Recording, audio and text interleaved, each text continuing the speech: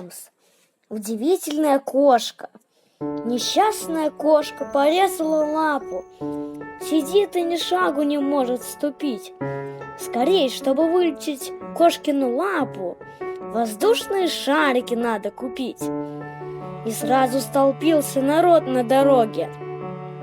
Шумит и кричит, и на кошку глядит.